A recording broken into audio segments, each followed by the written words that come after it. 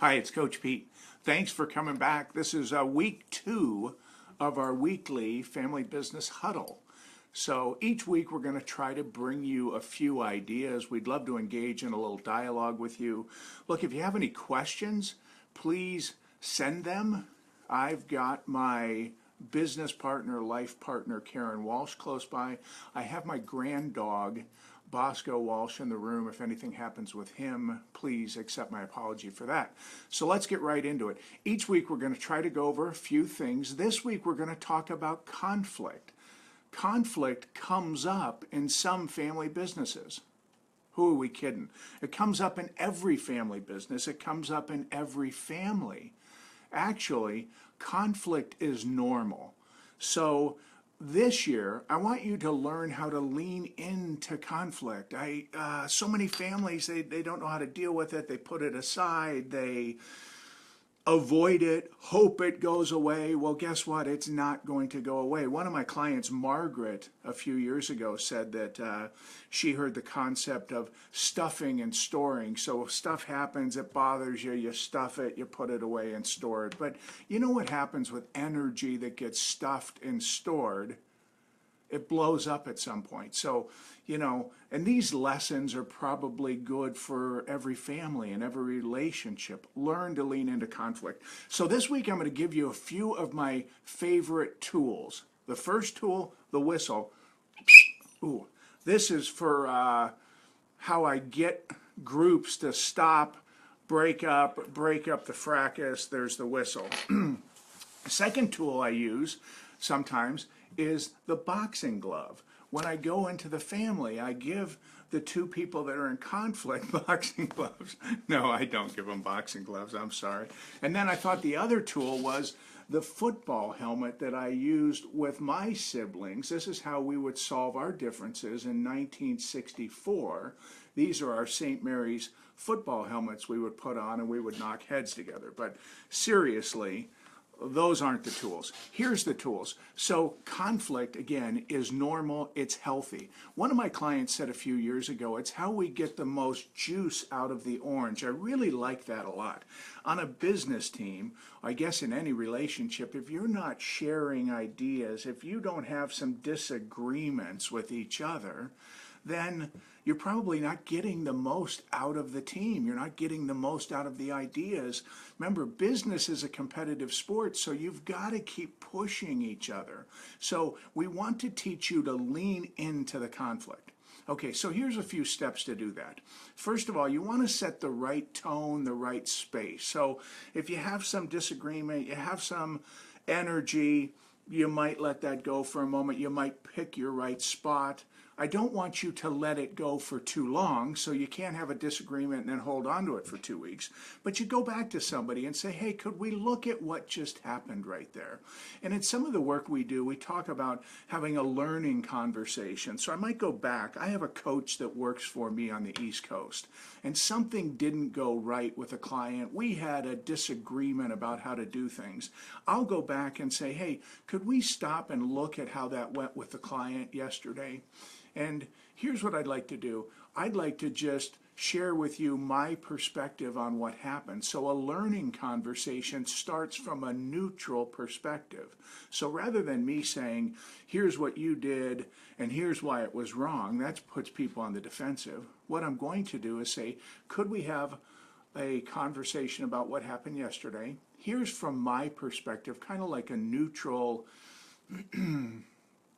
witness, like an unbiased witness. From my perspective, here's what happened. The client said X, and then you said Y, and I'm thinking we might have done this. So very neutral perspective. Then I might say, what do you think happened? And hear the other person's perspective. I mean, this is what's so important in a learning conversation. Bring an open mind. Manage your emotions. So when she comes back and says, well, you did this wrong, or this is how you blew it, even if she's not in a learning conversation mode, it's important for me to take a deep breath and say, well, tell me more about your perspective. Tell me more about why you see it that way. So set the right backdrop, have a learning conversation, start from like a third person perspective, tell your side of the story, hear the other person's side of the story, and then you want to try to make some agreements for next time. So I might say, okay, well, I heard that, heard what you said, so could we agree next time that comes up, here's what we'd like to do. So in handling conflict, you want to get into it, you want to look at the different perspectives, but the really important part is to make some agreements about how to go forward. Now, one of the things in family businesses is that people have long-standing disagreements, or they have different ideas about how the company should be run. Well, I can tell you another thing. As leaders in a company, it's really important for you not to brood. So my cousin and I work together in our family business. Let's say we had a disagreement about how we should do something. And she said what she thought, I said what I thought. We agreed upon the outcome. It's really important as a professional to go back about your business, have a positive attitude. I mean, seriously? I'm in some businesses where the two siblings are not agreeing. They're walking around with a chip on their shoulder.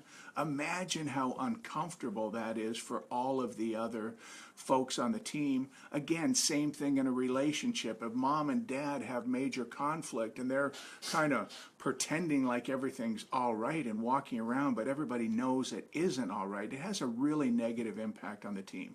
So you have your disagreement, you decide on what you're going to do different, and then be a professional. Brush it off, take a deep breath, move forward. So then we decided to do it the way my cousin wanted to do it, which is how it turned out most of the time. No, not really. So we decided to go her way. Now, as a team member, I'm hoping that's successful. I'm not over here thinking like, oh, wow, I can't wait to see how this doesn't go well and prove that I'm right. Look, when you have disagreements, you agree on something different to go forward, hope that it turns out okay. I mean, you got to get your ego out of the thing. So siblings, family businesses, egos, you don't go back and go like, oh, okay, we're going to do it that way, and then and hope that it doesn't go successful. You want it to go successful. It's a really important part of the conflict. Look, we want to win for the team. So when a team starts getting tied up in kind of me versus them, keeping track, did they take my idea, hope their idea fails. I mean, I've been around some dads that, will say, okay, do it that way, but I know that's not going to work. Well, again, not good. You want to say, all right, try it that way, and I hope it works out, and give your full support. Another thing you can do is a conflict style assessment. It's part of our coaching tools that we use. We use an assessment that identifies a shark, an owl, a turtle, different conflict styles. It's a great way for you to really learn about the different types of conflict styles you have on your team, and it'll help you deal with it in a more positive and productive way. So look, at the end of the day, one of my friends said to me, you can either be right or be happy. So again, a lot of people that I know, they get caught up in being right. To create harmony in your family business, to create harmony as leaders on a team, don't be worried about being right. Learn to deal with conflict, come up with the good ideas, challenge each other. But when the team gets caught up just in ego and one person better than another, it's really not going to be good for the team. So that's your lesson on conflict. Here's what I'd like you to do, and this is what I want to have as part of the weekly coaching huddle. Think about if there's any conflict that's either brewing, that you've stuffed and stored, that maybe you should deal with, and maybe you should get it out in the open. So what I'd like you to do, I'm going to post these steps on our Facebook page in just a little bit. I'd like for you to think about what conflict's going on. I'd like for you to get the courage up to go have a learning conversation with somebody. Remember, a learning conversation. And work through that conflict, because conflict not addressed is no good. No conflict is not a healthy sign either. The right amount of productive conflict is what's really good for a team and for a relationship. And it's good for you to express your dissatisfaction. So again, if I were coaching you, or we said to you, when was the last time you brought up conflict, something that wasn't work right, and you said, oh, not never, I would say, well, maybe something's not right about that, okay? So get out there. Remember, I believe you got to practice if you're going to play to your potential. Now let me just check in with Bosco, see if he has anything to add to that. Karen, anything going on over there? No. So we're going to do it every week. It'll even be better if you ask a few questions. And I really appreciate you being here, and I hope you'll read what we put about conflict. I hope you'll come back again next week, and thank you for being part of the community. And I think that's a wrap, as we say in showbiz. Thanks so much.